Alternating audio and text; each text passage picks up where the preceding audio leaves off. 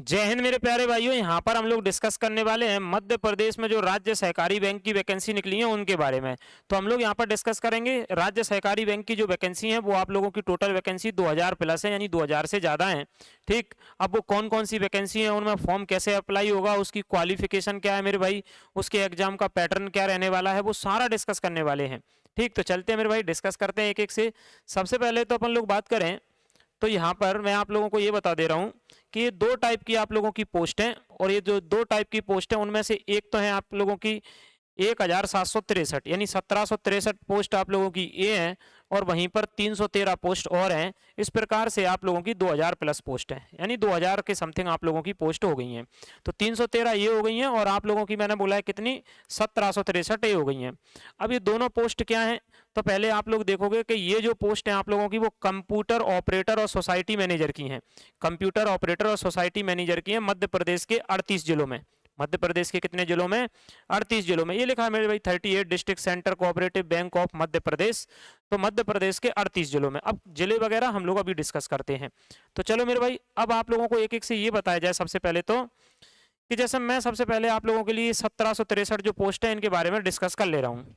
क्या, पहली बात कि ये जो पोस्ट है ना, टोटल पोस्ट कितनी है मेरे भाई, 1763 है सर। ठीक है, अब इसकी अगर अपन लोग बात करें तो क्वालिफिकेशन क्या है, मैं यहाँ पर ये भी बताऊंगा कि आप लोगों को ये पोस्ट कहाँ पर दिखेंगी, फॉर्म कैसे अप्लाई होगा, ये सब बातें मेरे भाई। अगर इसकी क्वालिफिकेशन की बात करें तो या तो ग्रेजुएशन, आपके पास ग्रेजुएशन होना चाहिए फ्रॉम अ गवर्नमेंट, मतलब किसी यूनिवर्सिटी से आपके पास ग्रेजुएशन होना चाहिए, और हिंदी इंग्लिश की टाइपिंग आप लोगों को आनी चाहिए, पहली चीज।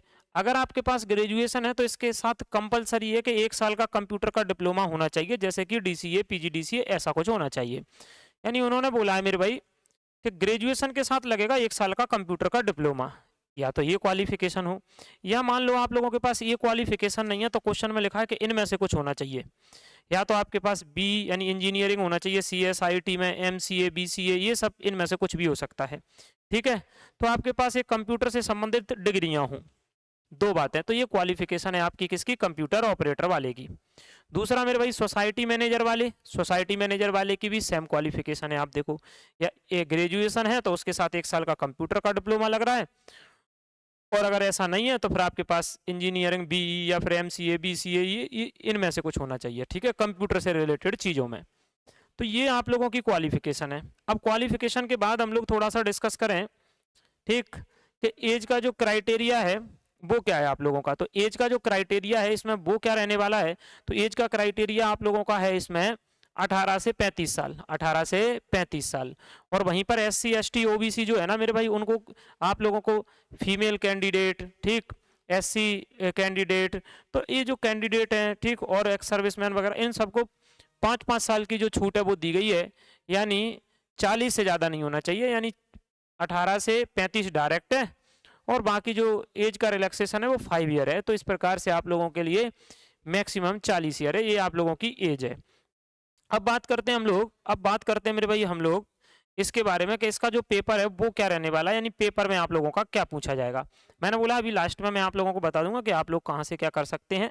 ठीक, आ जाओ देखो भाई, अगर मैं आप लोगों को बोलूं कि देखो इसमें क्या आने वाला है सर, कंप्यूटर नॉलेज के 40 क्वेश्चन आएंगे, रीजनिंग के 40 क्वेश्चन आएंगे, इंग्लिश लैंग्वेज के 40 क्वेश्चन आएंगे, जनरल अवेयरनेस के 40 क्वेश्चन आएंगे, क्वांटिटेटिव एप्टीट्यूड के 40 क्वेश्चन आएंगे, और सामने आप लोगों के मिनट लिखे हैं, इतने इतने मिनट में आपको सॉल्व करने पड़ेंगे, ये आप लोगों के नंबर लिखे हैं। इस प्रकार से टोटल बात करें तो 200 क्वेश्चन 200 नंबर के आप लोगों के रहेंगे। लेकिन इसमें आप लोगों को सेक्शन वाइज जो है वो सॉल्व करना पड़ेगा, मतलब कंप्यूटर के 40 क्वेश्चनों के लिए आप लोगों को 20 मिनट मिलेंगे। देखो ये सामने लिखा है, 20 मिनट के बाद इसका टाइम खत्म हो जाएगा। ऐसा नहीं है कि आप इसमें इधर उधर जा पाओगे, ठीक, क्योंकि ये बैंक वाला एग्जाम है, बैंक में ऐसा ही होता है। रीजनिंग के 40 क्वेश्चन के लिए आपको 25 मिनट मिलेंगे, ऐसा रहता है इसमें। इंग्लिश के 40 क्वेश्चन के लिए आपको 25 मिनट मिलेंगे, मैथ के 40 क्वेश्चनों के लिए आपको 30 मिनट मिलेंगे। ऐसे इसमें मतलब टाइम आप लोगों को सेक्शनल वाइज जो है ना मेरे भाई, वो आप लोगों को टाइम मिलता है, और उसी के हिसाब से इसके नंबर रहते हैं।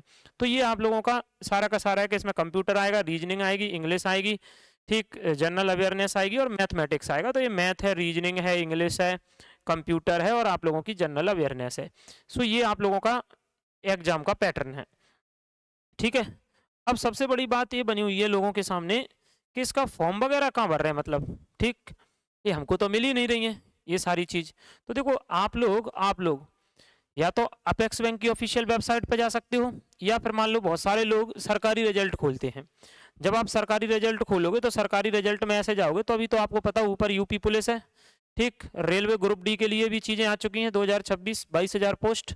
ठीक, इधर आप लोग जाओगे थोड़ा सा, देखो ये लिखा है MP apex bank officer grade 1 and 2। जो ज्यादा चीजें आप लोगों को दिखेंगी वो यहाँ दिखेगी, देखो ये कंप्यूटर ऑपरेटर, इस पर क्लिक करोगे तो वो 300 कुछ पोस्ट आपको दिखेंगी, लेकिन आपको ये 1700 प्लस पोस्ट की बात है। तो MP apex bank computer operator and society manager, जब इस पर क्लिक करोगे तो आप लोगों के सामने ये जो नोटिफिकेशन में बता रहा था वो नोटिफिकेशन खुल जाएगा। फिर आप लोगों को ये है कि सर फिर फॉर्म, तो मेरे भाई उसमें अगर आप फॉर्म पे अप्लाई करोगे तो ये फॉर्म आप लोगों के आईबीपीएस के द्वारा भरे जा रहे हैं।